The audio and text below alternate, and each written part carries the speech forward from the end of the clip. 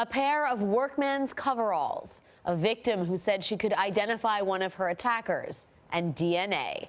This was the evidence in a brutal 1989 rape case in Hammond, Indiana, that led to the conviction of Darryl Pinkins and Roosevelt Glenn. There's just one problem. Pinkins and Glenn, who have always maintained their innocence, don't match the DNA. Maureen Maher and 48 Hours were there when a new DNA technology promised to blow this case wide open. For nearly 2 decades, Sally Glenn went to prison every other weekend to visit her son, Roosevelt. It would hurt me. And when we leave there, I would cry. I had suicide all over me for a while.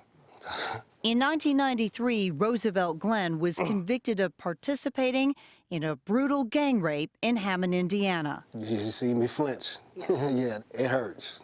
Also convicted was Darryl Pinkins. When the judge said 75 years, I'm 38 years old.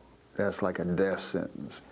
I feel like I've lost the most important time of my life, where a son bonds with his father and becomes a man. Both men have always firmly maintained they are innocent. I'm gonna die in prison for a crime I didn't do. I've got one job as a detective, to get to the truth. Retired Detective Lieutenant Mike Solon was the lead detective. How confident are you that Darryl Pinkins and Roosevelt Glenn raped that woman? 100%. No question. No questions. We had DNA evidence that was taken off her clothing. But when the state tested that DNA before trial, both men were excluded. When it's not you in the DNA, it's not you. Zero, nothing to talk about. And everybody knew it before trial. At trial, the state argued that DNA testing was new and unreliable, especially in this case, because the evidence was a mixture of DNA from several rapists, and there was no way to definitively rule out these two men. I dreamt of a professor and law students coming to my rescue. I used to see it on TV all the time. Then one day, I said, I got my dream team. This was tunnel vision police work, and they let the real bad guys go. Indiana University law professor Fran Watson and hundreds of her law students have been working to free Darryl Pinkins and Roosevelt Glenn for 15 years.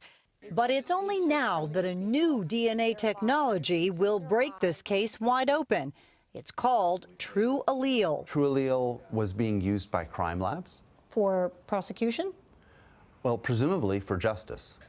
Every night I pray for my son. And the only thing I can do is trust that the Lord will keep him safe so he can come out. Maureen Maher joins us now from Chicago. Maureen, the new DNA test, True Allele, what is it and what makes it unique? So, Alex, before, if you had a mixture of DNA, sometimes you could get a profile of one of the people who contributed to the DNA, but you couldn't get a full profile because you could only see certain markers within it of the DNA of anyone else who may have contributed to it. True Allele now has the ability to give you the profile of the individuals who are in the mixture. So in the original mixture, you had the victim and 5 assailants. We had 2 full profiles at the time, but they couldn't see full profiles of those other 3 that were there. Now it has the ability to do it, and it definitively ruled out. We hope that you'll see in this case what happens with each one of the profiles. Are they able to see if it is or isn't these 2 men? Maureen Maher in Chicago. Thanks, Maureen. And you can see Maureen's story on 48 Hours tonight at 10 Eastern and Pacific right here on CBS.